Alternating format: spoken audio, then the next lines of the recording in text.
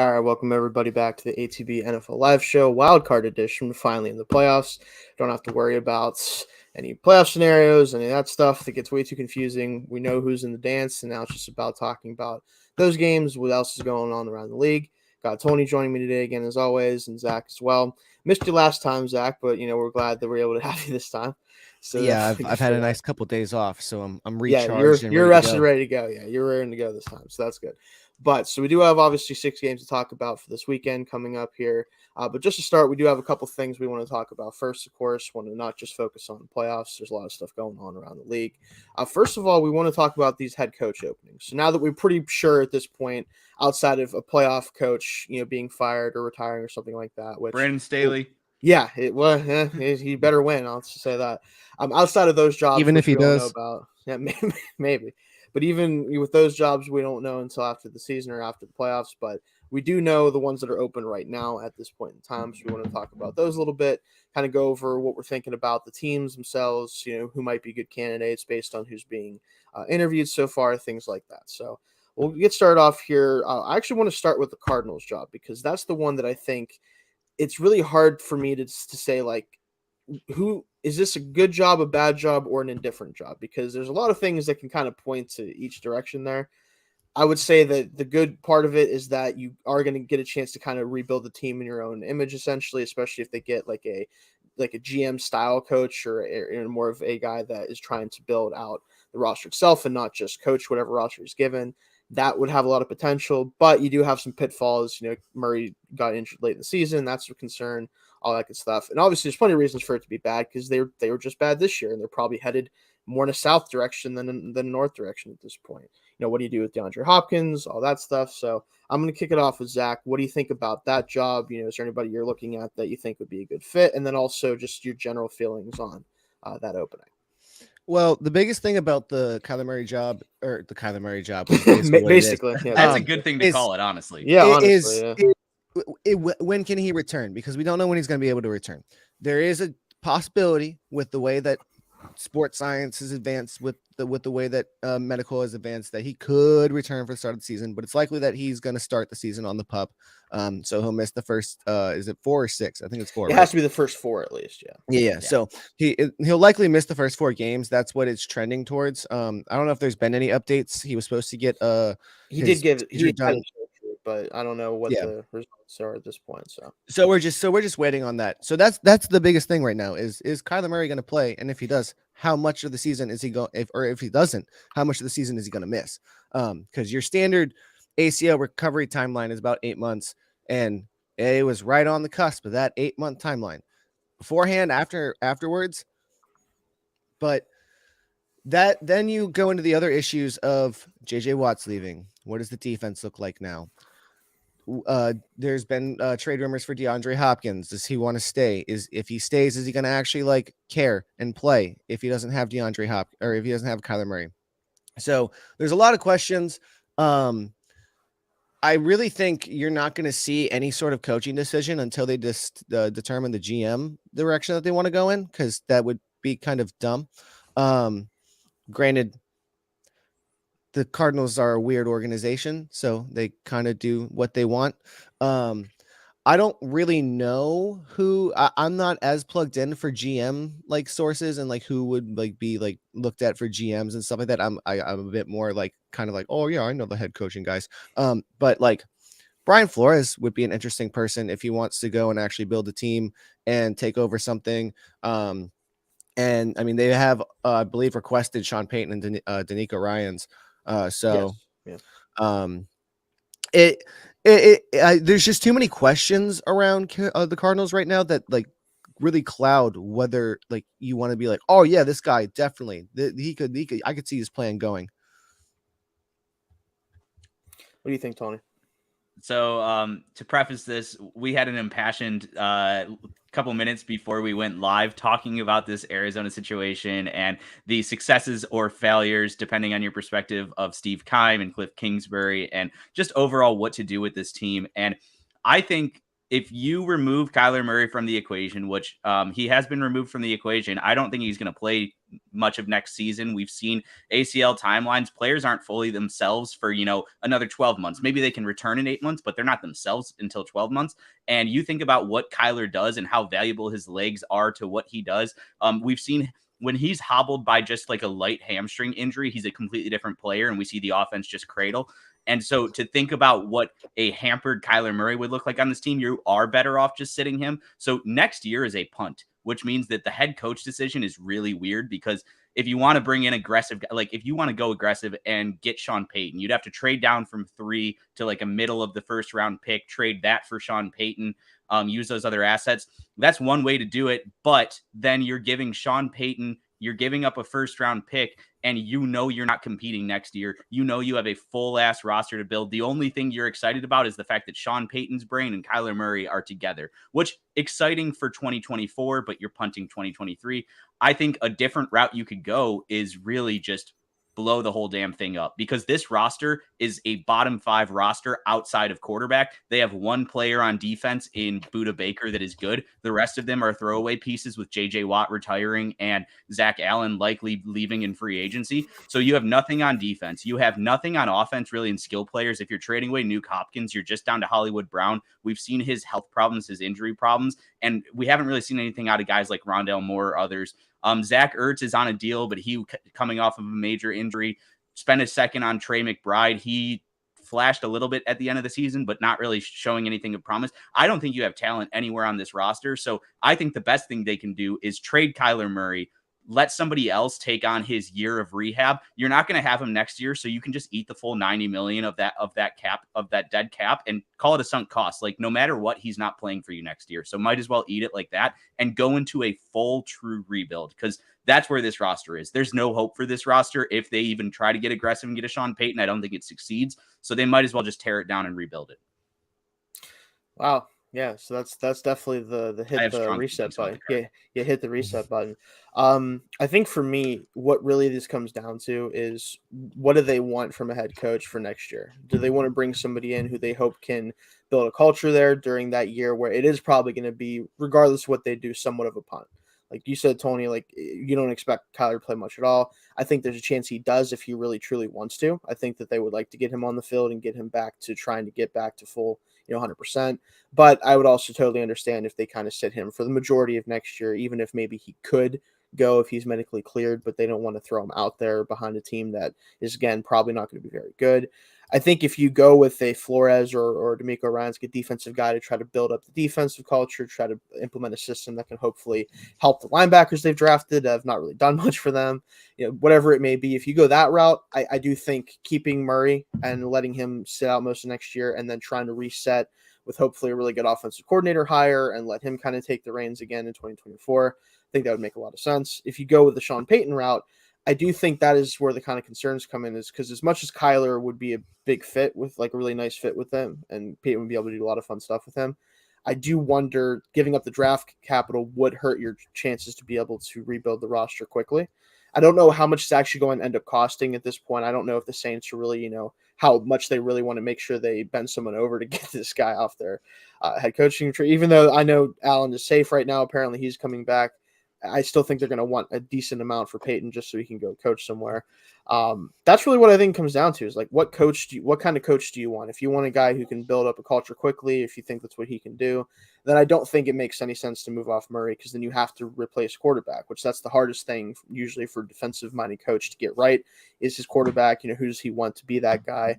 If you already have someone who in the right system can be, a top 10-ish, 15-ish quarterback, it's really hard for me to say you should go off that guy, unless maybe Murray comes back next year and just shows very little, even in an injury year. If he does play at all, if he doesn't look like the same guy, maybe you can get something for him still for a team that really desperately needs somebody. But it's going to be tough for them, because I think like I said, if you want to go after Sean Payton, that'd be the big flashing move, the best coach that's technically available, in my opinion, at least from experience and everything else we've seen.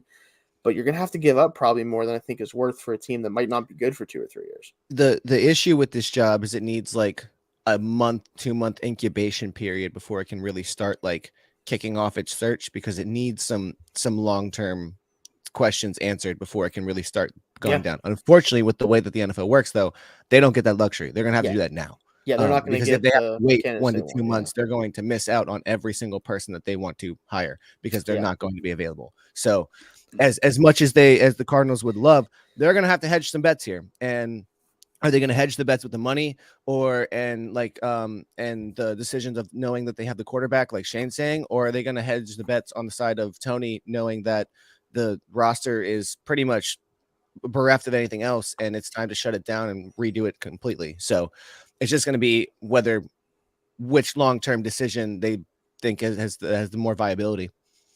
Yeah, And I think something important to note here, I gave what I think should be done. Ownership, and particularly bad ownership, is really difficult to overcome in the NFL. We've seen it in areas like the Carolina Panthers, where aggressive owners are really overly involved and make poor decisions, short-sighted decisions, very large impact short-sighted decisions. We've seen teams like the Colts do it with Jim Irsay and the Jeff Saturday thing. The Arizona Cardinals are very much another example of very poor ownership. And the decisions they make cascade down to that roster and everything. So I don't expect the right decision to be made here, whatever it is. It's on my radar. I hope it doesn't happen. But similar to how the Houston Texans have just been like hiring a not overly sought after guy just so that they can fire him after a year, I could totally see Arizona's ownership falling into that same song and dance, which would absolutely suck. I would hate it because it just doesn't improve the NFL at all. But it's something that we have to have on our radar because of the poor ownership. It's not like they've done it before. Yeah, right. Moving on, let's move on to another team that's, I think, a little bit more not only sought after, but also an interesting case of what should they do in the situation. Carolina Panthers. I think that not like they've done it before. Yeah, right. I think that the first thing you have to talk about with this job, right, is the fact that Steve Wilkes did a very good job, I think, for this team down the stretch. Fantastic. And I think the defense really responded well to him, obviously. I think the concern here is just for the Panthers, what is the quarterback situation going to be next year and into the future? Because as much as Wilkes did a good job with this current team, how much of a ceiling does this team have without at least a above average quarterback? Because we saw whenever they didn't have to let Sam Darnold throw the football, things did all right because they could just run the ball a bunch. The defense played well enough; they could compete. Once you had to put the ball in the air too many times, though, you saw old Sam Darnold came out to play, and there was talk about, oh, can he be the bridge next year? And I'm like, I guess if you don't want, you really care if you win or not, that's fine. But like at this point, I think you have to go for finding somebody that you think can actually be a starting quarterback for you for more than a year at a time. And I don't know who the right person to bring in for that would be. Like, I think if Wilkes gets the job, he's going to have to really reach out and find somebody, an offensive coordinator who he thinks can take whatever quarterback he gives him and at least make it a decent offense.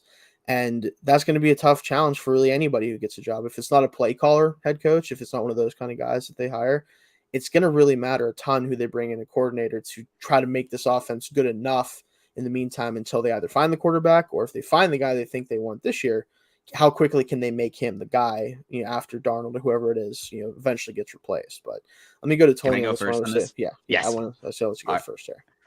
All right, I have thoughts here. I have great thoughts here. So, I think that the Carolina Panthers job opening is the most desirable out of all of the openings. Yes. This defense has studs everywhere, and they have studs on turn. You have no major decisions to make this offseason, no like huge decisions. You can extend Brian Burns a year early if you want, but like you don't have to. They have studs everywhere. They play really hard. They just won 7 games on the back of this defense when they have just a terrible offense. But then you look at the offense and how things improve throughout the course of the season. So DJ Moore, we know, is a really good, close to superstar status receiver. And the only issue was that he had shit quarterbacks throwing in the ball. Sam Darnold somehow has a connection with him, and we saw what DJ Moore can be to finish out the season. Their tight end duo was like, I know we laughed at the overpay of Ian Thomas last year, but Ian Thomas and Tommy Tremble, like they become a nice little like pairing. Yeah, they're not bad. For that offense. The offensive line really kicked it into a second gear throughout the back half of the season. I think we saw Ike Ekwonu really come into his own, start to understand the game more. And then they have strength throughout the rest of that offensive line. Some decisions to make it like center, but those are holes that can be filled in the middle rounds. And then you have the question of quarterback, but it's the one piece left to solve. And they have a ton of different options. They're sitting at I forget, is it like 7th or 8th in the draft order right now, meaning that if they want to put together a Godfather offer to try to move up to 1 and take their guy, they can do that. They can also sit back and like let things play out and come to them. They can avoid drafting a quarterback entirely because they're the most desirable location for the veteran free agents. Obviously, Tom Brady's not going there, but a guy like Derek Carr, when he gets cut, ultimately he's going to get cut. Nobody's trading for that contract. There's no reason for him not to go to Carolina. It's probably the most desirable spot for him. So I just think there's so many options. There's so much flexibility, and their current roster construction is actually in a really good spot. And then the final piece, I've talked about ownership. I don't think David Tepper is a good owner, but I think he is an aggressive owner, similar to Terry Pagula of the Buffalo Bills. We saw him hire Doug Marrone out of college. That was a failure. We saw him hire Rex Ryan. That was a failure. But then he gets Sean McDermott. And the one thing he did with all of those guys is invest. He's not afraid to spend money and invest and believe in his guy. So you're going to make some poor choices and they're going to fail hard like they did with Matt Rule. But when you finally get the right guy, you're also going to be willing to spend that money around him. So just overall, a great picture there. So who do I think makes the most sense given all of those things? Ben Johnson, offensive coordinator of the Detroit Lions. I think that defense is going to play hard for whoever their coach is. I think still Steve Wilkes deserves a shot, but it's just not a direction that Dave Tepper is going to go. So bring in that fun, creative, new brain offensive guy who also comes from the bite your kneecap school of Dan Campbell. And it just seems like a perfect marriage for that roster, and it would help them immediately compete. They'd probably be the favorite to win the division next year, no matter who they bring in at quarterback. So I think Ben Johnson makes a ton of sense here, and I think it is the most desirable job on the market. All right. What do you think, Zach? Yeah, I agree. I think this is the most desirable job on the market. Like from top to bottom, the defense, as Tony said, is full of up and coming talent. You have options, you have time before you have to make any big decisions. The offense, I find what Steve Wilkes did after he traded Christian McCaffrey even more impressive because he took Dante Foreman, Chuba Hubbard, and Raheem Blackshear and created one of the greatest running attacks in the entire league. Hokies legend Raheem Blackshear, right? Oh yes, Hokies legend Raheem Blackshear. Yes, I'm watching him. I mean, he got some spotlight, but it wasn't quite as much as Hokies legend Khalil Herbert, who was shining on Chicago this year. The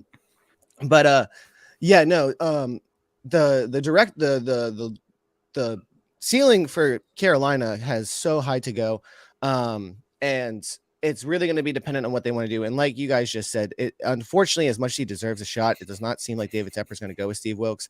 Whether that moves Steve Wilkes into having options somewhere else, I don't know if that would happen just with the timing of how things are going to work. But it'll be interesting to see who he goes with. I do think that defensive-minded coach could be perfect to come in and really just take over this young core and build up a fantastic culture and take over some of the. And I mean, the NFC South is wide open right now for any team to take over for some long determined amount of time. The Falcons are also on the up, so it depends on what they do with their future. But the Saints are in absolute limbo, and the Buccaneers, even though they're in the playoffs, who knows what their future holds because they have very, very, very, very, very big question marks. So yeah, I think Carolina, out of all the jobs that you have right now, is by far and away, just from the situation surrounding the team, on roster construction, on divisional like makeup, and as far as just like the openings that you would have there, is probably the best job that is available on the market right now.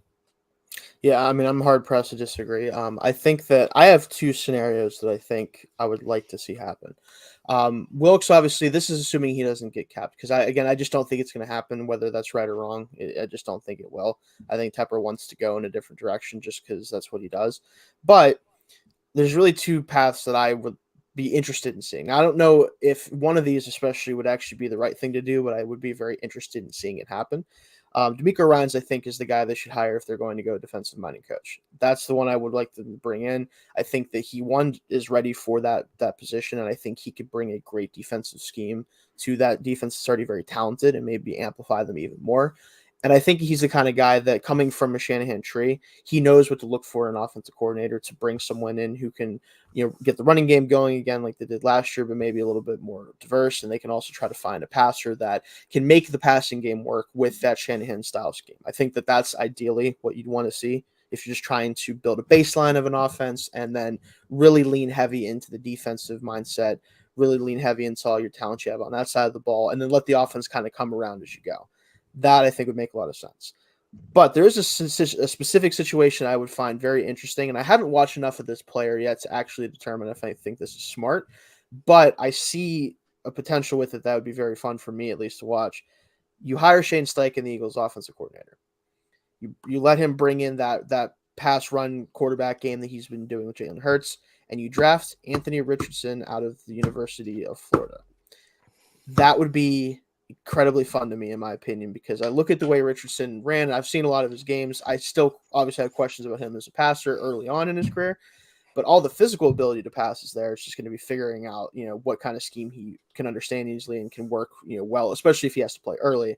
But that physical ability at quarterback, we've seen somebody who kind of looks like him play for this team.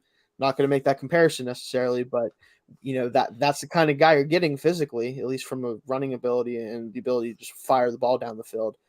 That would be a lot of fun, in my opinion, but not going to expect that to happen. But I think that'd be very fun. I don't know about you guys. It would definitely be electric. I don't know how successful it would be, but it would be a lot of fun. Yeah, absolutely. But moving on, I do want to go on to the next coaching job here. Let's go with this one because this is the one that I think nobody knows anything about at this point. Indianapolis Colts, right? Irsay just scares me. Let's just leave it. Let's start there. I don't know what this man wants. Yeah, I don't know what this man wants. I wouldn't be surprised to still see Saturday there. That's the thing is if you're gonna say, okay, if you want to keep Saturday, if you're Irsay, first of all, there's no reason for it whatsoever from a football standpoint. Zero. There's never reason to hire him in the first place. But especially now that you've seen what he did, he goes 1-7 and has the greatest meltdown literally in the history of the sport as far as allowing a comeback win. Now, obviously, that's not all on Jeff Saturday, but the fact that you have a coach that wasn't qualified coming in and he has that happen to him kind of paints a picture that maybe everybody's saying that he wasn't qualified was maybe right. But beside that point, I don't know. So right now, let's just look at the interviews. So they've completed an interview with Eric Bieniemy, with the Broncos defensive coordinator, Evero. Aaron Glenn was requested from the Lions defensive coordinator. I'm not sure about that one. Ben Johnson, of course, as well. So I like that. Raheem Morris makes some sense for sure. Shayne Steichen, Eagles offensive coordinator, also ties somewhat with Colts through Reich and everything. Some of those guys I'm fine with, but I just feel like he's gonna just be like, you know what, Jeff Saturday's still my guy, and Chris Ballard's gonna have to be like, well, okay, what do we do here? I don't know what to do. Then the other question of do they try to move up ahead of Houston and take there's so much stuff going here. Let me go back to Tony here. What do you think about this? Yeah, I think you are right that Jim Irsay is very unpredictable and makes this thing incredibly interesting. He is Charlie Kelly in the back of the van having cut the brakes, screaming "wild card bitches." He is just no direction, no thought. He's just going off of vibes. And as much as I do think Jeff Saturday is a possibility, he's going to get that interview. He's going to be given the full chance to win the job, which is terrifying. That is undeserving. He's proven that he's not ready. Nothing about what has happened this season gives me confidence that he could ever be a good head coach. So the fact that he's going to get an interview is just embarrassing, but that's possible. I don't think it's going to happen. What I think is going to happen is another out of the box wild card move, but a little bit one with a bit more precedent behind it. And that is he's going to steal Jim Harbaugh away from Michigan. You just think about the ties there. Harbaugh having played for the Colts, just the type of coach that Harbaugh is and how I think that gels with Irsay's kind of very out there personality. They both seem kind of the old school alpha mentality. They feel like they would get along. Irsay wants a guy he can have a beer with. I think Harbaugh can have a nice cold glass of milk while Irsay has a beer. It just seems like the right fit, and I do think it would lead to success. I think it's an offensive mind, but somebody who brings a good hard-nosed mentality. The defense, I think, would fit well with a Harbaugh style and anybody he might bring along as a defensive coordinator. So I think it makes a lot of sense for those reasons, and I'm not going to be sad if Harbaugh's no longer with Michigan. It makes things a little bit easier for Sparty. So I like it all around. Yeah, that's a good one, because I still feel like Harbaugh is probably staying at Michigan another year, but like that would be a team that would make a lot of sense for him, just because obviously you said the ties, Irsay being hitting himself and being like, I can bring in a guy that I already know well, and it took me to the playoffs one year. Like it'll be interesting to see if that's the direction they go. They haven't requested anything with him yet, but I know that Harbaugh's still kind of saying that he's staying, so we'll see if that changes at all. But what do you have to say with that one, Zach? What do you think with the Colts? What should they do there? Yeah, no, the Colts are weird because they're another team that, and I think it came from the players this year, where you heard a lot of the frustration from everybody who wasn't a quarterback, and that they're kind of done with this whole 1 year trial of, hey, I got one quarterback per year. I don't have any consistency to what the signs are, who's throwing me the ball, the chemistry, and I think they're getting over that. So you have some pieces now. Jonathan Taylor had an injury late. We'll see what happens. Shaquille Leonard and Quentin Nelson had very interesting seasons this year. And that was a lot of your really big talent, but there's so much that needs to happen, and some other questions that needs to be answered. And then, like you guys said, Irsay is a wild card. He is the one person in ownership where I'm like, I genuinely have zero idea what he's going to do, because we saw it with all this Daniel Snyder stuff. The man just came out one day and was like, this is me, I'll take this. And then it was like, really? You're the one that wants to take this? I feel like you have the most to lose, but whatever, man, you do you. He's a weird guy. So I'll be interested to see what happens. There's many options they could go. And I feel like they've probably, from these lists that I'm seeing, they've requested probably some of the most interviews outside of Denver. But I feel like Denver's been on because the issue with Denver is that they need to be on it quickly, because they weren't necessarily thinking they were going to be here. Yes. I think the tough thing for the Colts too is what do you do with quarterback, right? Because you've been on this train of let's find the next veteran that teams are ready to move on from because they have a young quarterback, and let's be the team that takes that guy on. And with the Matt Ryan one, I did have some amount of trepidation with it, but I did expect him to be a lot better than he was, and this team to be a lot better than they were. So that kind of killed the momentum of their season last year, obviously. I don't think you can do that again. I know that Ballard, that's what he wants to do. I think he doesn't want to swing and miss on a quarterback, because that's obviously kind of a death sentence for a GM usually. But you have to. So should inaction. Inaction should be a death sentence too. But this is Irsay we're talking about though too. So he clearly doesn't care about that as much. But I think that what you need to do, and this is the last thing I'll say before we move on to the last two jobs here real quick, you have to swing for a quarterback. If that means trading up to 1 with the Bears, which I think is the most likely scenario, so that way they don't have to worry about what Houston does at quarterback, then you do that. If it means staying pat at 4 and just taking whoever you think the best guy is, whatever. But you have to commit to a young quarterback, even if he doesn't play year 1 or part of year 1, if you want to sit him, depending on who it is. That's fine, but you have to have somebody in the building you can turn to if things aren't going well, or the veteran you have isn't playing well, that you actually think has a future for you. You can't do that with any of the guys they've had on this team recently. So that's got to be the thing that they do. Let's start with, we have the Houston Texans too. So I want to finish with them, because they're the ones who are the biggest wild card to me, because we don't know if they're ready to actually hire a head coach or not, because, whatever. Denver Broncos. Didn't think they'd be here, like Zach said, but we all saw this season, and boy, was it tough. And we had the joke of always picking them to score 16 points, whether they were winning or losing for a while. It was just ugly. And unders, baby. Unders. It got a little bit better, I'll say, at the end of the season, I think, overall. Russ played a little bit better in the last couple weeks of the season overall. But this job, I think, just comes down to, who do they think can make Russell Wilson again? That's what this comes down to. Because if you can do that, most of the issues with this team kind of go away. Like, this defense was phenomenal overall. They're really not going to lose a whole lot of anything from it, as far as I understand. Like, they should be, on pace to kind of keep that what they were doing last year on defense, but the offense has to get to at least an above average level for them to have any chance of competing, not just in this division, but in the AFC that is so stacked with not only great quarterbacks but great teams. So let's go back to Zach on this one. What do you think they should do at this point with their job here? Well, I can tell you one thing: it's not hire Sean Payton. I understand how great that sounds, but unfortunately, Sean Payton and Russell Wilson are the exact opposite thing that are needed for each other. Yeah. And like, look, you may be sitting there and saying Drew Brees was a short quarterback.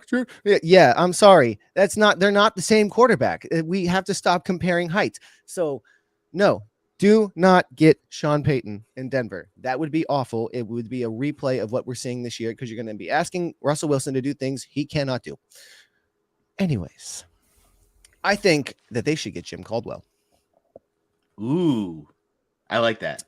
Yes, I think they bring in Jim Caldwell, a very, very fantastic quarterbacks coach and a fantastic offensive coach who has been around the league for quite some time. Actually, somebody I'm very upset is not with my team still, because he was supposed to be with the Dolphins and he was like dismissed during the Brian Flores. I don't know what happened with that. There was weird stuff happening. Yeah. So, but Jim Caldwell has been around the ranks for quite some time, and it's more than time that he gets another job in the league. He has definitely earned it, and it even if it's a bridge, bring somebody to learn under him as an offensive coordinator with his age to then have him train them up. But Jim Caldwell, 100%. I like it. What do you think, Tony?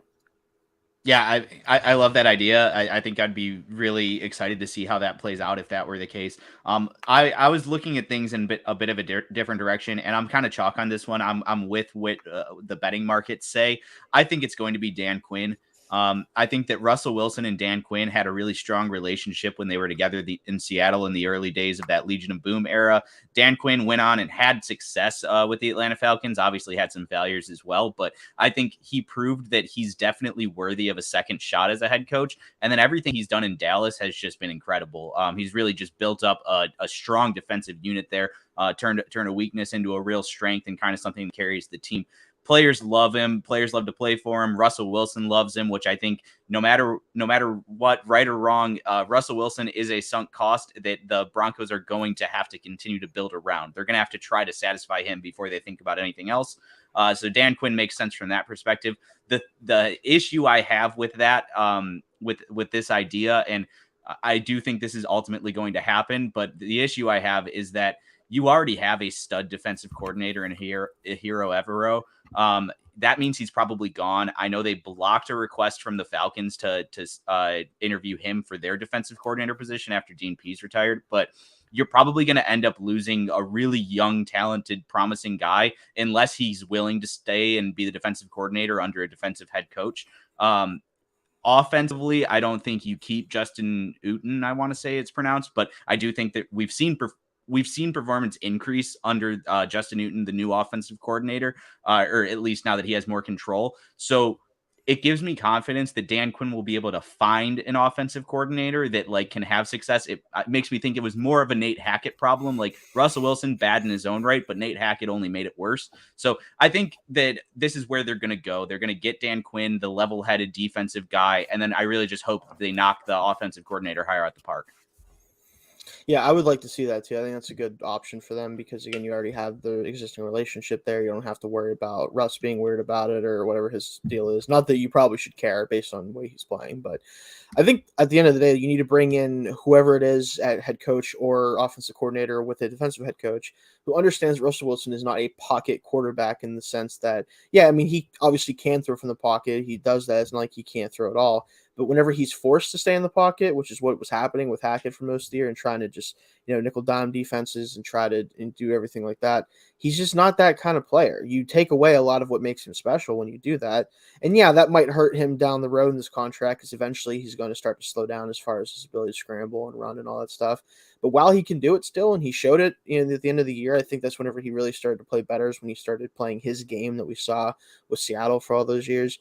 if you can still do it, get as much out of it while you can, and maybe the back end of the contract will look maybe just as bad as it did this year, but at least you might be able to get 2 or 3 years of at least above average play from him and try to salvage this deal that is probably just always going to look bad. Let's just be honest about that. But I will say too, a quick note on Jim Caldwell. As much as I do like that hire too, the last coach to take the Lions to the playoffs was Jim Caldwell in 2016.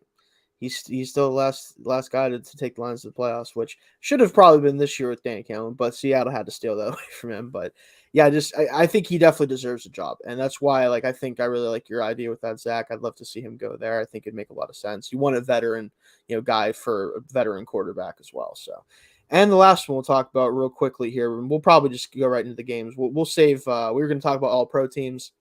There's not a whole lot of controversy there, I don't think. We might bring it up next week, but for now, we'll just get into the games after this one.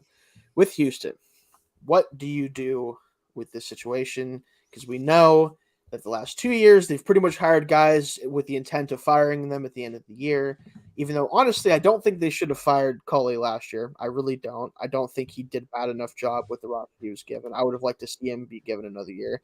But then based on how they did everything in the offseason this past year, probably just gotten fired this year anyway, so maybe it doesn't matter. But they fired him. They fired Lovie Smith after this season. And what do you do if you're the Houston Texans? Do you finally actually hire a coach that you intend to coach here for more than a year? I certainly hope so. I'm assuming that the whole Josh McCown thing from last year isn't a thing. It doesn't look like it, at least. That's good, if nothing else. Just looking at who they've scheduled interviews with, Ben Johnson, a really popular name, makes a lot of sense. Mike Kafka, the Giants offensive coordinator, also makes a lot of sense. Sean Payton, obviously, he's going to be kicked around. I don't think Sean Payton wants anything to do with Houston Texans, though, so that's probably not something to worry about. And then Shane Steichen as well is scheduled for an interview here soon. It looks as well. So really, I don't know what to even look at them because we haven't seen them actually try to hire a coach in 2 cycles. So I don't know what that looks like for them.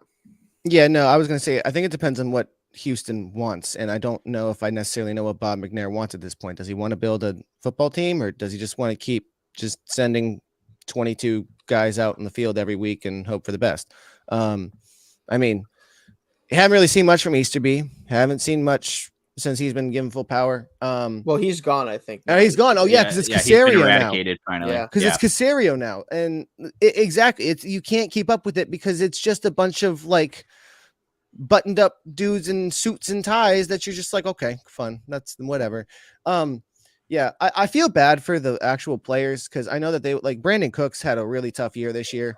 They should have traded him, man. I don't understand. They're gonna trade him now, I'm sure, because he asked to be traded. But trade him mid-season. Like there's teams who desperately. The Steelers got the 32nd pick in the draft this year for Chase Claypool, and you're telling me you didn't want to trade Brandon Cooks to somebody? Nobody was willing to give you anything of value for Brandon Cooks. I just like the only thing I would say about this job is unless I'm somebody who's looking at it to like possibly like establish my career at some point. If you're somebody who actually wants some longevity, don't take this job. Like it's not worth it. All you're going to do is come in for a year and get fired. Because you have nothing else to look forward to. I don't know if they've kicked the can on the Josh McCown experiment that they wanted to do. Yeah, I don't know. Probably not. Hopefully, I think that was an Easterby thing. I think so. I'm hoping that's not the case. So I don't know. We talk about like unserious teams in the NFL, but they truly don't do anything. Like they really just exist at the moment. And Deshaun Watson brought some like relevance back, but like they don't have anything. And like literally from top to bottom, there's nothing on this roster that you're like, oh, okay. There's like a few pieces here and there, but like they're all really, really young. And if you don't have anything anybody to like learn to develop from or have people to develop you, what's the point? What do you think, Tony? Yeah, so I have like 4 different choices based on, like you said, it all depends on what the hell the Texans want. So leading off with the thing I had written down that now I don't really feel comfortable predicting it. I think there's other things that I think are more likely. But what I had originally written down was Leslie Frazier, defensive coordinator of the Buffalo Bills. He's a guy who former NFL coach, had middling success, and then some failures that ultimately relieved him of his duties.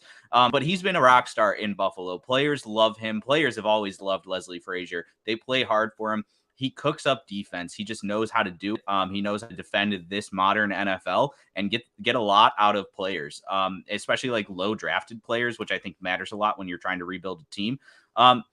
And so the reason I thought they would go that route is because he's also safe and he's fireable after a year. And that seems to be their type. They love guys who players love to play for. They're going to outperform their roster, but ultimately you're not going to get a significant amount of backlash if you fire them after a year. And for some reason, that seems to be their kink. They love to do it. And so I really hope that this isn't the case, because when Leslie Frazier gets his next shot, I want it to be one that is a real shot, because the man is deserving. He's an awesome guy.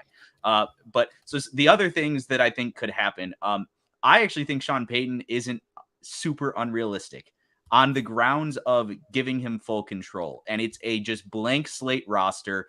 He has the second overall pick, so he gets to take his quarterback and then build things out. It's something that's, again, on my radar. Do I think it's going to happen? No. What I think is really going to happen is Gerard Mayo. I know the Patriots just put out a press release saying that they're in contract extension talks to have him be their like full-time defensive coordinator or something along those lines, a title change, pay increase, whatever, to keep him there, because he is getting these head coach interviews and defensive coordinator interviews. But think about who the GM there is. Nick Caserio, coming from the Patriots. He's probably going to want a guy, if he's looking for his long-term guy, he's going to want a young guy, a guy that he knows well, that he knows will coach with his mentality. And I think Gerard Mayo checks that box. So that's kind of my like dark horse like thing that I would actually predict is Gerard Mayo to the Texans as their head coach. Yeah, that'd be very interesting, I think. Again, I think with the Texans, like, just pick a quarterback at 2, right? And then whoever your coach is, you're probably going to get fired anyway, so it doesn't matter. And that's the thing about this is, again, like before we get into the games, if you're a coach, what can the Texans tell you that will make you think that you're not going to get fired if you're bad next year? Because they're going to probably be bad. They're going to have a rookie quarterback. Their roster is not very strong, obviously, at all. That's why they're picking second overall. And should have been picking first overall, but the Colts refused to allow that to happen, which is very funny. Or Lovie Smith knew he was going right. He's out like, and I'm wanted to burn not it down on the yeah, way out. I'm not doing that. And Davis Mills too is like, screw you guys. I have a weird 2 quarterback system with freaking whatever Jeff Driscoll. Like, screw this. I don't care. Like, take second overall pick.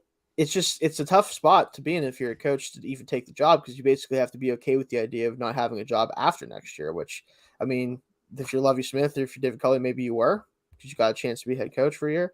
But I don't know. It's going to be interesting. But yeah, I think we're going to see a 6-year contract to a young guy, D'Amico Ryans or Gerard Mayo, who I think it will be. That would be great if they actually are willing to let them build out a team, but that's the problem with that. But let's move on to the games. So we do have a 6-game slate this week, of course, with the 2 bye weeks for the number 1 seeds in each conference. So I do want to start with the Seattle and San Francisco game. I wanted to be more excited about this game. I really wanted to convince myself of a certain player kind of showing out and continuing his breakout season, but San Francisco is very tough. So we'll talk about it, though. Let's go to Zach here first. What do you think for this game, this prediction? So I don't have this as a big blowout. I have San Francisco winning 27-20.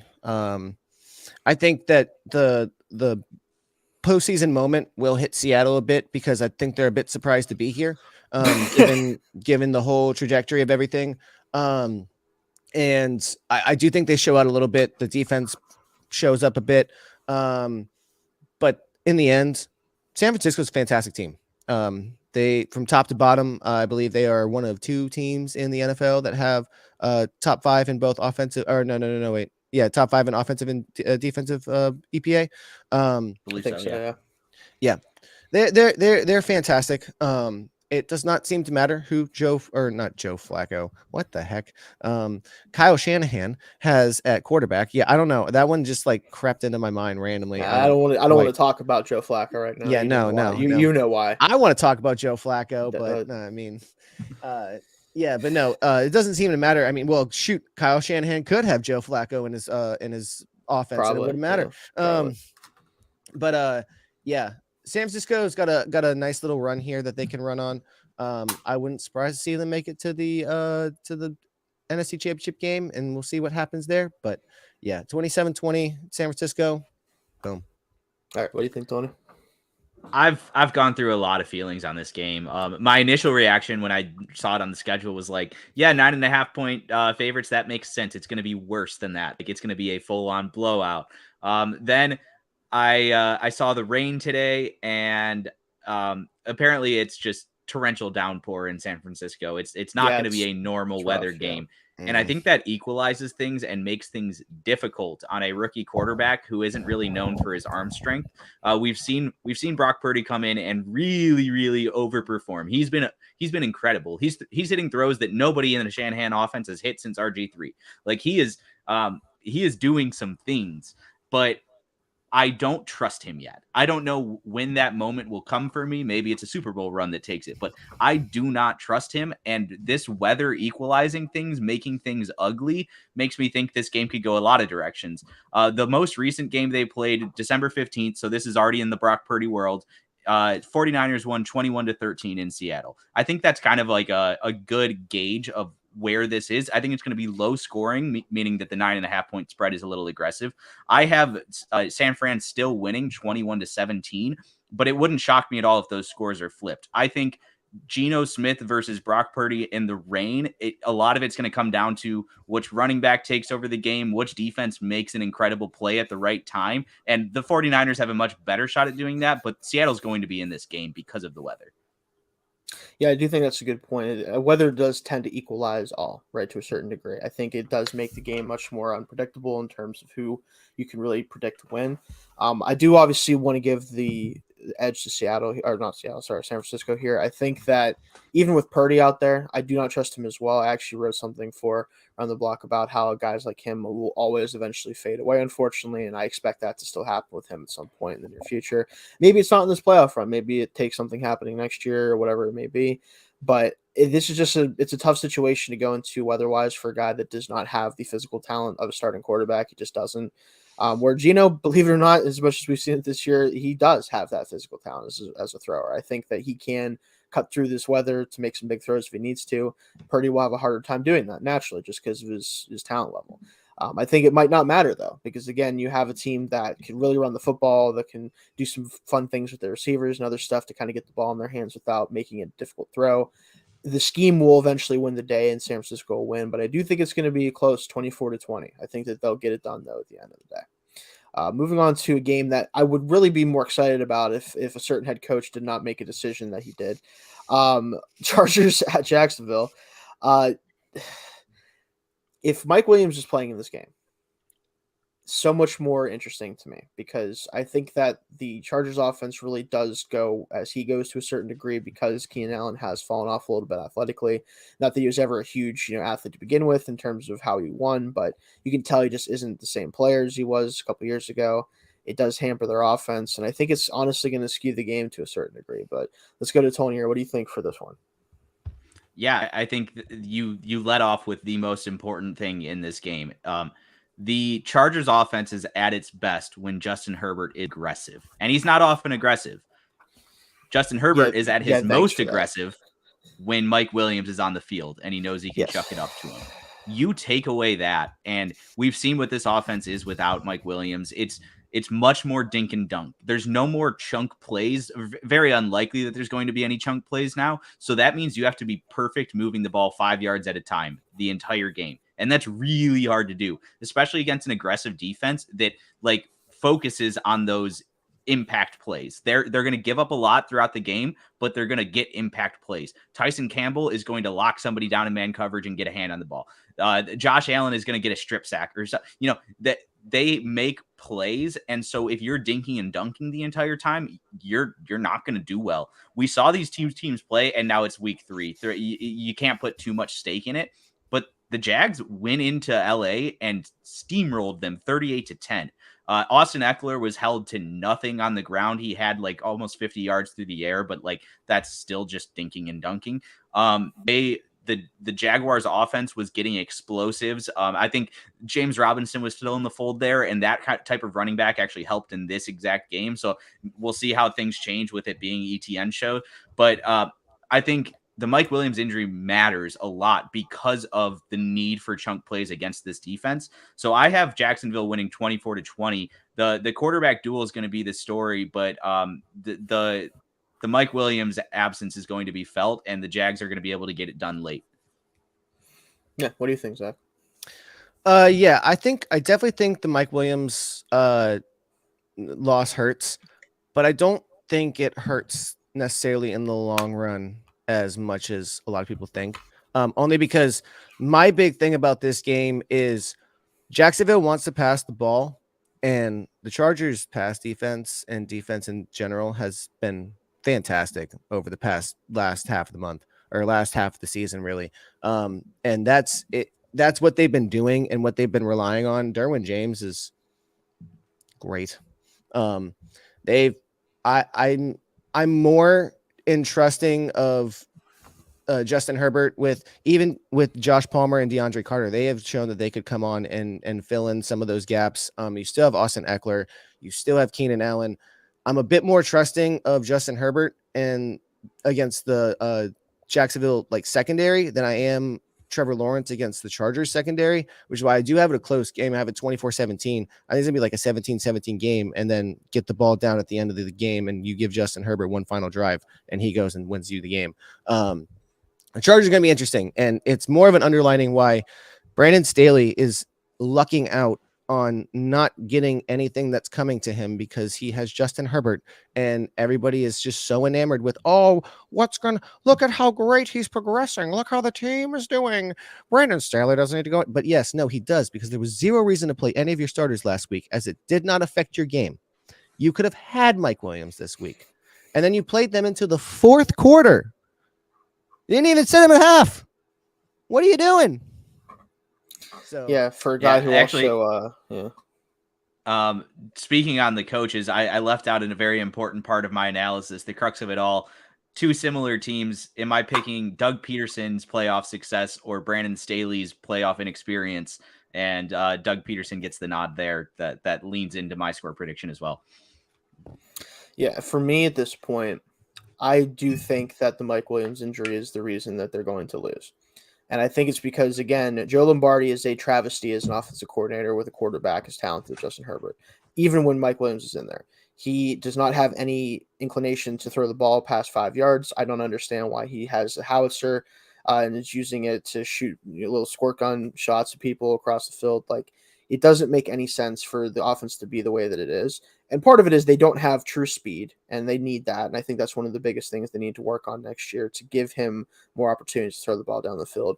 But without Williams out there is no explosiveness. There is no let's throw the ball down the field for you to get chunk plays. It just doesn't exist without him. And I think it could, but Lombardi's not going to call anything that can allow that to happen without his big play receiver. And at the end of the day, and you talked about Tony, all it takes is a couple drives to go 3 and out because of it. All it takes is a couple of those situations where you need a big play and you can't get it because you won't throw the ball down the field, and Jacksonville can get the edge. And I think that they're going to. I think they're going to win 27-24. I think it's going to be a very close game still. But I think if Williams was out there, that might skew it just enough for me to pick the Chargers. But I also just don't trust Staley in this situation. He has made poor decisions in very key moments in multiple scenarios as a head coach so far with the Chargers. And until I see differently from him, I'm going to assume he's going to find a way to screw this up. I just think he will. And that sucks for them. I really think that he could have been a really good head coach for them. And maybe he will be if he's kept on, even if they lose. I don't know. We'll have to see what happens. But so much has to change from a decision-making standpoint for him to get to that point for me. So we'll see how that plays out for them, though. And then next game here, we have Miami at Buffalo. I wanted this to be fun, guys. And I'll be honest with you. As much as I know, and I'm just going to point this out, and you can call me, a salty fan if you want to. It's fine. Because of the injury to Tua and because of even just the injury to then Bridgewater as well, I know the score probably wouldn't be that different, but I would really like to see my Steelers playing this game because at least we're healthy. At least you got your chance last year. I know. At least we would have been healthy. Nobody would have been able to say, "Oh, well, the reason the game is going to be terrible." Skylar Thompson is healthy. Yeah, sure. Yeah, he's going to be, he's going to make the Bills defense Why look did we real get healthy in the too. playoffs? Skylar Thompson, as Mike Tanier Oh told yeah, me, that's why. as Yeah. Mike Tanier told me on Twitter, football winner Skylar Thompson. Oh, for sure. Yeah. Listen, we don't need to talk about this a whole lot. I don't think. As much as I hate to say that for you, Zach. Oh no, no, listen, you're 100% correct. If they, all I'm gonna say is if they do pull this off, which of course, if they pull this off, Yeah. it will be by far the best performance all season from the defense, because that's the only way it happens. yeah, Like you need Xavier to Howard, keep, yeah, Xavier Howard is going to have a game from Christmas past, Yeah. and they're going to they pulled Rashad Jones out of the stands, and we're like, hey, we really need you to just go across the middle and hit some dudes. We know you haven't played in a few years, but no, this is going to be a bloodbath. This is going to be awful. If last week's game was any evidence, this is going to be disgusting. It's going to be 35-13 Buffalo. They cover wholeheartedly. There's no reason for anybody to think anything else. Skylar Thompson has scored 2 touchdowns all season. Yes. Yeah. And neither of them came against the Jets. Oh, no, actually, no. The first 2 came against the Jets in the first game, but neither of them came against Joe Flacco-led Jets. Yeah, Tony, just go ahead and give me your score. I know you're sitting there like, we get a bye week. Yeah, no, you practically do. Like, I feel pretty darn good. And Shayne, take this. I am happy we're playing what the Dolphins are going to be tomorrow and not the Steelers. I would be more afraid of the Steelers. I'd still expect to win by a large margin, but we saw last year what the Steelers defense with TJ Watt can do to this offense. So happy that we don't have to see them. The Dolphins, man, we're getting robbed of an incredible game. If the Dolphins were fully healthy, man, I would be terrified going into this weekend. I would still expect to win just because of playoff experience, but man, it would be a game. It would probably be the game of the weekend. And it sucks that we're getting robbed of that. I really hope for Tua's sake that he returns to full health and is able to play football again. I know there's people like saying that they hope he retires. I hope that he recovers 100%, is able to go out there and make choices for himself.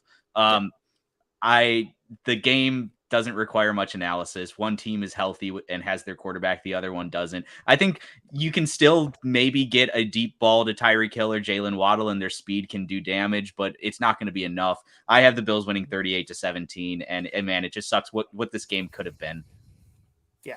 I got 38-14. I expect this to be over at halftime, and if it isn't, I'll be pleasantly surprised. But again, I think we may see some Case Keenum in this game. Let me put it. The only thing I will tell you is do not expect Skylar Thompson Renaissance game, because he's had too many chances against lower opponents. Will we see Mike Glennon in a playoff game in 2023? Do you think we might, Zach? I would like to know. I'd rather have Teddy Two Gloves in his fucked up finger. Yeah, right. That's I wish Teddy was just going out there anyway, just to try. I understand why, and but I would like to see it. They're gonna say, well, and to be honest, Teddy Bridgewater doesn't give us anything either, because even when he was playing, the team sucks too. It sucks. I was hoping Teddy would be better when he had to relieve him, but I wrote about it. I wrote about it in my piece this week. The Dolphins just can't have a normal season. They went from 1-7 to having a 9-8 or 9-8 season last year to just miss the playoffs, and then this year they went from 8-3 to being 8-8, and then getting their third string quarterback to beat the third string quarterback for the Jets and get them in the playoffs. Like, I just want to watch my team play regular football. That's it. Maybe next year. No. I'm not even gonna get my hopes up. That's not gonna happen. Probably not. So next game here, New York Giants at Minnesota. I love this game, guys. I have a prediction for it, and I like it a lot. But I'm gonna send it off to you guys first. We'll just Tony think about this one first. I am also really excited for this game. I think it's going to be super fun. I think we saw these two teams play a really close game a few weeks back. No reason to expect anything different. The only thing that has changed is that the health of the Vikings offensive line has deteriorated, and the health of the Giants defense has significantly improved. And that leads me to where I think this game is going to go. I think it's going to be a 1-point game. Either direction just feels feels right for these two teams that play the weirdest styles of games I've ever seen.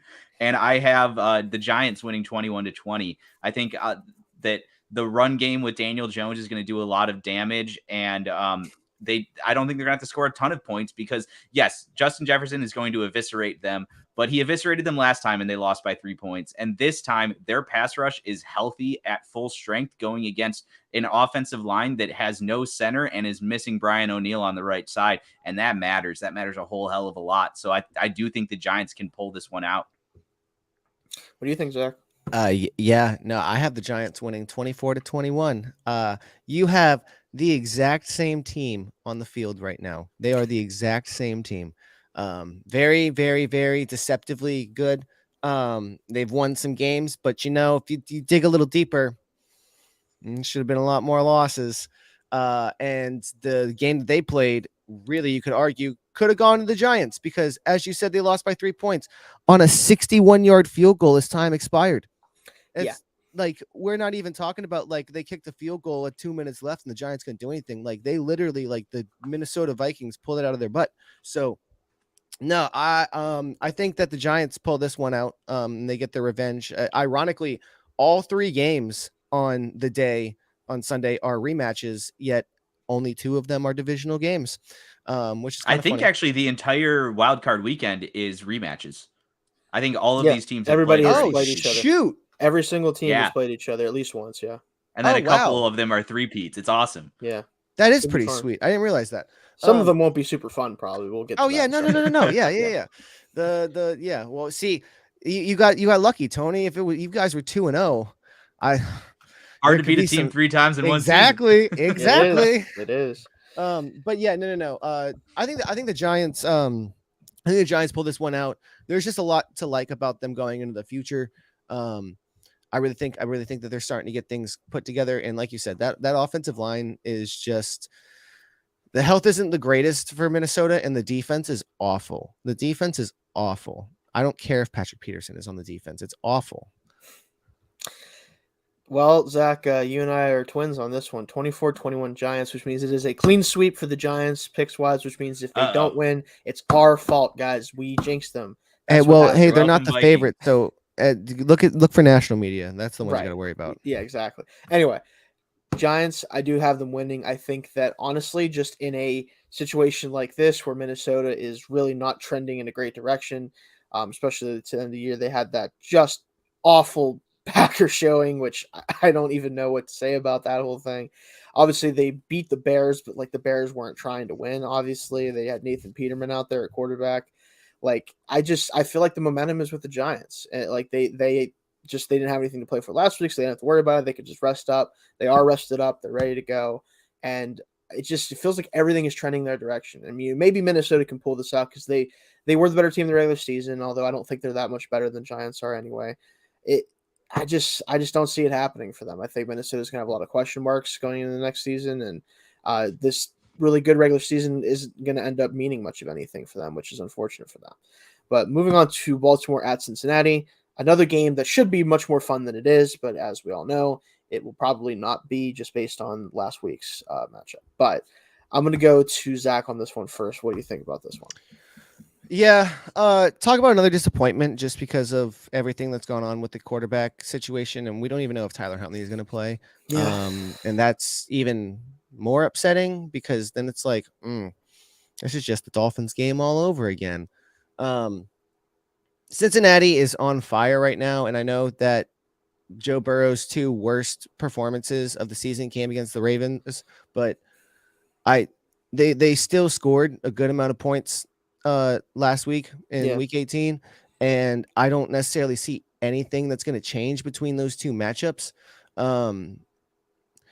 Cincinnati is a scary team in the playoffs. I definitely think I see them making it back to the AFC Championship game. Depending on how things dice out with the divisional round, they would probably draw Kansas City. No, they'd be going Buffalo. to Buffalo. They'd be going to Buffalo. So that, I mean, we would get to see that game, but like it's that, man, that's going to be weird. That's going to be strange. So yeah, no, it's going to be interesting to see what happens because you've got the AFC has 3 prime contenders right now that I easily see in the Super Bowl. Whereas the NFC, I'm like, maybe 2, maybe the NFC Championship game. I don't know. But it's Cincinnati. I feel like Cincinnati's going to dominate. I have them winning 31-17. Okay, what do you think, Tony? So yeah, I think if Lamar Jackson were healthy, I would be pitching you guys on a safe, comfortable Baltimore win. I think what we've seen out of this Ravens defense, especially since Roquan Smith has shown up, fully deserving of his new contract Yes, he extension. paid handsomely to do so. Yeah. Yes, I am sad about it because it means that price on Jermaine Edmonds is going way up, but he is deserving, and man, he changes the defense. The Ravens defense has been on a tear ever since. I know they gave up 27 points to the Bengals, but you watch that game, you talk to your Bengals fan friends, they were worried in that game. This was not a game where it was like blow out and be comfortable. It was a game where it was run out to a lead and then somehow let the Ravens stay alive, give them a chance. Things were a little bit hairy at the end. And when the playoffs happen, that gets that much more amplified. Good coaching can cook up a great game plan and change things in an instant. And if we get Tyler Huntley, I think that only nudges me more towards the Ravens because we saw Anthony Brown almost kind of keep things nearly close at the end. Tyler Huntley is a boost to that offense. So I do have the Bengals winning 23-17, but man, I think it's going to be a game. Like I know we're missing out on Lamar Jackson in this game. I still think it's going to be a game because when you get to the playoffs, think about what John Harbaugh has done in the wild card round on the road. The man's never lost. He is unbelievable in these situations, and I wouldn't be surprised if they cooked up the perfect game plan. Still think the Bengals win. I still think the Bengals are as dangerous as everybody thinks they are, but just it's a game of matchups, and the Ravens do match up really well against these Bengals. Yeah, that is something you have to consider. This isn't a normal situation where you have a third-string quarterback and it's pretty, easy. Just give him 10 points and move on. But I do think that if Cincinnati does have to face just Anthony Brown, it's 27-17. That would be my score prediction. If you put Huntley in there, probably 27-21-ish, somewhere around there. I think he does make a big difference just because he has experience, whereas Anthony Brown was playing not that great for Oregon last year, let alone playing for the Ravens right now. So I think that overall, it's a game that it's Cincinnati's to lose, but again, they do have trouble with them. And I honestly, as long as Joe Burrow scores 20 points, they're going to win. I don't think that the Ravens scored more than 20 points, especially if Brown is playing there. And if he isn't, then it's still going to be a struggle for them. That's we're talking about another coach who's extremely lucky with the success of his team to not be kicked to the can, and Zach Taylor. Oh yeah. Well, we'll leave him alone by his team. We'll leave him alone for right now. I'll find that. Dallas at Tampa Bay. Now, we've seen these teams play before, and we know what happened in that game. And arguably, obviously both teams, I think, are better right now than they were at the time of that game. Of course, it was week 1. But I do think it's very interesting looking at the trajectory of these teams and kind of what you have to look at for this playoff matchup, especially considering who one of the quarterbacks are. Let's go to Tony again for this one. What do you think for this prediction here? Yeah, I think as recently as last week, I was on here saying how I think it's going to be a Brady versus Rodgers NFC Championship game. And Rodgers screwed it up, man. He screwed it up. Damn you, Rodgers.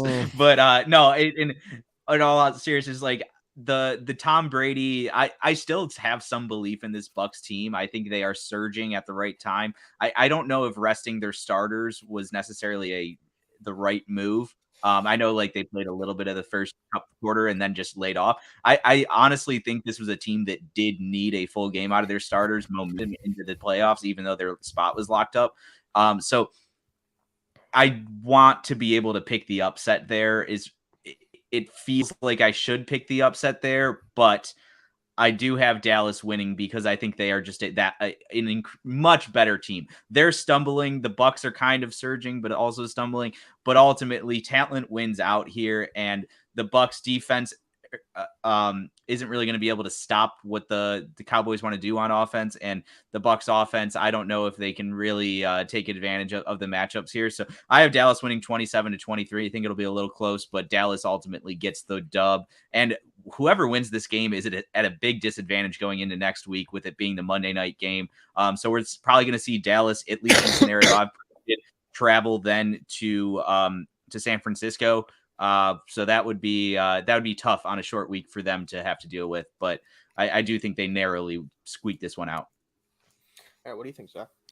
Yeah, no. Watching the end of the NFC South race, as I do pay attention a little bit to the Saints, was excruciating.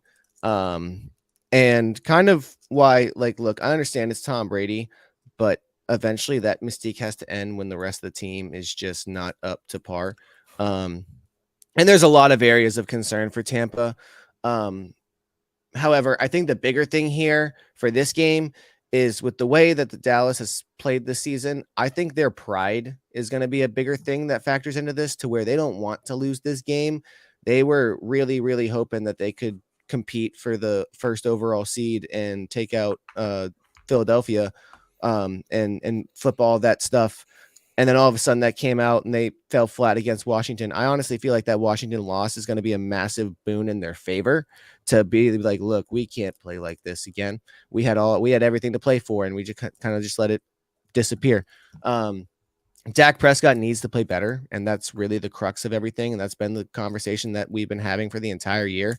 But they have found ways to rush the ball with Tony Pollard and Ezekiel Elliott, and that's been huge for them, especially figuring out how to get Zeke back into the fold, because at the beginning of the season, there were talks about him being done. Like, we were like, I don't know about Zeke. Seems like he's reached his limit, and they found a way to unlock them both. But the big thing for them is going to be the defense, because if they can abuse Brady in the pocket, as they've been able to abuse some other teams with their pass rush, that's going to be massive for them. And that's what they need to be able to do.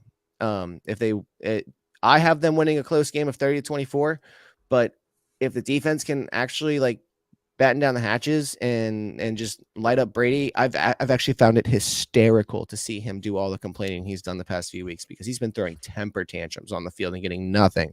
It's been beautiful.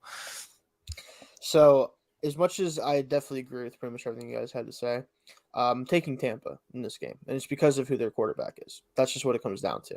In the playoffs, in the situation where they have a home game, Dallas is coming off of a absolutely monumental stinker. I know that, Zach, you talked about, you think they're going to use that as a motivating factor.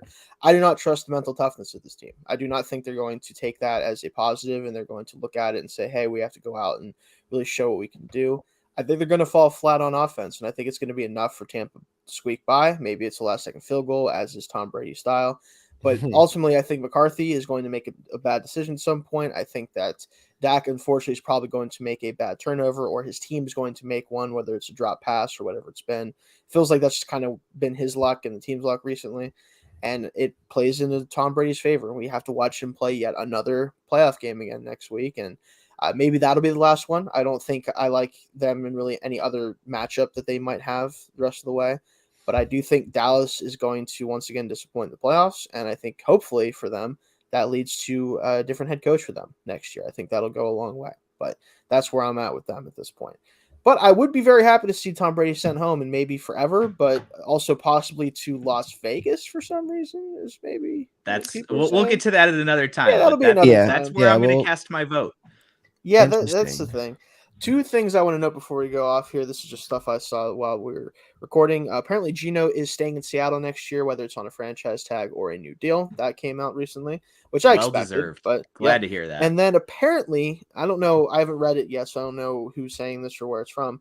Apparently, the Washington Commanders are telling offensive coordinator candidates that Sam Howell will likely be the quarterback one for this team next year, which I find very interesting, but also not that upset about. I'm not surprised. I'm actually not surprised whatsoever. I'm not either, but it makes sense. Where they're picking, it kind of makes sense, because like at least it's just setting even if they do something different, they're setting expectations. They're like, we're not going to make a big swing in the draft. We're probably not going to go after a premier free agent. We're going to try to put together something with the guy we have in the building, and setting that expectation up front is probably a good thing. And they're pointing out they're not going to reach, because the last time they did this and had this position, they picked Dwayne Haskins, which unfortunately with that whole situation. But yeah, that's just some quick news news that I saw while we were recording. But that'll do it for us for this week. We'll definitely be back next week to talk about what we got wrong or right, which we've avoided this whole year just because I don't even want to look at our records. I was thinking about going back and trying to compile it, but I'm probably sure it's going to be bad. Oh, I have a Google Doc of every Oh, do you? single game that I've picked. Like I put in the same one every single Oh, time. nice. That's smart. I should have done that. Yeah. But anyway, I've been notes in it. I yeah. should have everything documented, but I Me don't know too, if but I want to look at my I don't know if I want to. I record. don't want to do it. But yeah, that'll do it for us this week. I'll We'll just be back claim with- the winners. I'm not talking about scores. Oh There's yeah, no you just way. want to do Yeah. winners. Yeah. But yeah, that'll do us for this week. We'll be back next week, and thank you all for joining us.